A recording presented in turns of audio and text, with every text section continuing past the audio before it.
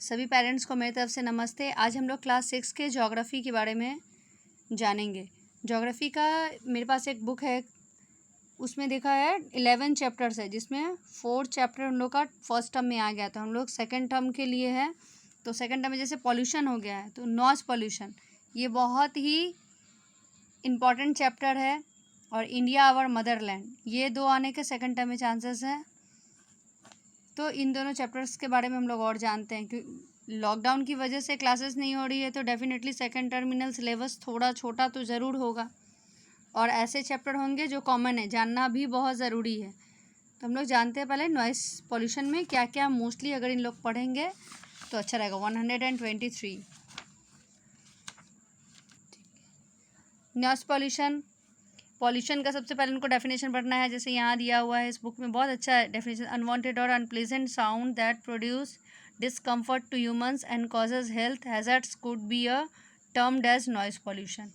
तो ये पढ़ना है। Hence the distributing excessive noise that can harm activities, damage balance और ह्यूमन और एनिमल लाइफ कैन। हम लोग सभी जानते हैं कि पॉल्यूशन हम लोग ऑलरेडी पढ़ चुके हैं, तो पॉल्यूशन के बारे में पता है। नॉइज पॉल्यूशन मीन्स हम लोगों को साउंड से जो होता है, जो बहुत डिफरेंट टाइप होता है, तो उसके बारे में जैसे कि हम लोग का जैसे रेसिडेंशियल एरिया में क्या होता है, स्पीकर वाली साउंड या लाउड स्पीकर या फिर वो हॉर्न का या फैक्ट्रीज़ वगैरह का, ये सब साउंड जो होता है वो प्रॉब्लम क्रिएट करता है, तो उसे हम लोग नॉइज़ पॉल्यूशन कहते हैं।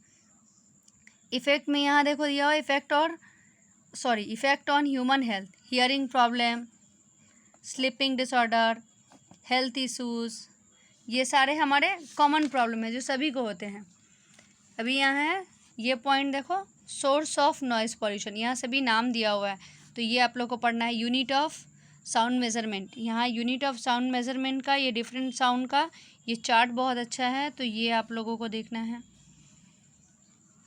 फिर है कॉजेज़ ऑफ नॉइज़ पॉल्यूशन, ये बहुत ध्यान देना तुम लोग ये चीज़। कॉजेज़ ऑफ नॉइज़ पॉल्यूशन से एक क्वेश्चन जनरली है कि इफ़ एनी स्कूल, एकदम श्योर 100% आता है, तो इसके सारे पॉइंट्स आपको पढ़ने हैं और सारे पॉइंट्स के बारे में पढ़ने हैं। जैसे यहाँ पर नाम भी रहे, poor urban planning, residential industrial noise pollution by sound system and festivals, noise pollution by cities from different source, sounds of aeroplanes and others हैं।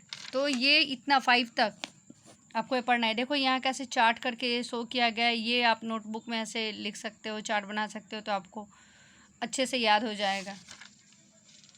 तो इसके लिए बस इतना ही है। Noise pollution can be avoided to be taken following measure, तो ये पॉइंट्स को just you have to read it only. उसके बाद आप लोग ऑप्शनल क्वेश्चन, मैं जूनियर क्लासेस के वीडियो में भी मैंने बार बार बोला है कि ये जो ऑप्शनल क्वेश्चन है, ये चैप्टर जब तुम लोग करोगे उसी वक्त सॉल्व करोगे, तो क्या है, चैप्टर का इन्फॉर्मेशन होने से तुम जैसे डिसाइबल इज़ तो इसमें क्या होगा, अ मेज़र ऑफ साउंड लेवल, तो ये हम लोग एकदम उसी वक्त कर पाते हैं, सॉल्व कर पाते हैं। It is physically and mentally uneasy the sound crosses the limit of 65 dB। Third number है, the instrument of to measure the intensity of sound is hygrometer, decibel meter। फिर है natural sources of noise pollution, volcanic, bursting crackers, हाँ volcanic definitely, loud speaker, और ये सब natural नहीं है। तो ये क्या होता है, हम लोग जस्ट चैप्टर थोड़ा देखते हैं और साथ साथ आप सॉल्व कर सकते हो।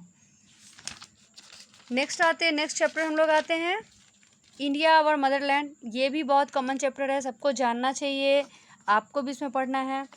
ये क्या है, यहाँ पे इंडिया आवर मदरलैंड मैंने हम लोग का इंडिया के बारे में है।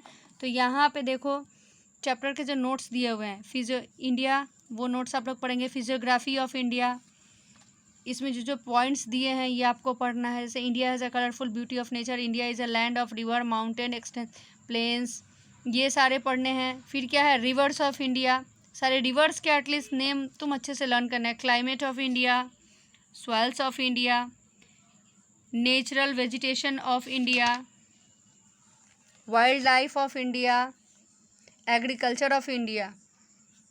इतना पढ़ने के बाद आपको लोकेशन के इंट्रोडक्शन में जस्ट आ पाओगे। इंट्रोडक्शन में आने से क्या है कि इंट्रोडक्शन अगर तुमने पढ़ लिया और वो सारे नोट्स पढ़ लिए तो उसके बाद तुमको और कुछ इसमें एक्स्ट्रा लर्न करने का कुछ भी ऐसा नहीं है। फिर यहाँ देखें, why is called peninsular country या फिर सब कॉन्टिनेंट। तो इसका जस्ट तुम इतना लेंदी नहीं पढ़ना है, तुमको जस्ट क्या करना है, डेफिनेशन आपको पढ़ना है, शॉर्ट करके इसको जस्ट तुम्हें पढ़ना है। और ये सम इम्पॉर्टेंट पॉइंट्स हैं जो शॉर्ट नोट्स के बहुत काम आते हैं, जैसे northern most point of India, India calling Kashmir, southern most of point of India, India point of Andaman and Nicobar. तो ये सारे पॉइंट्स जो हैं बहुत ज़रूरी, बहुत इंपॉर्टेंट है ये।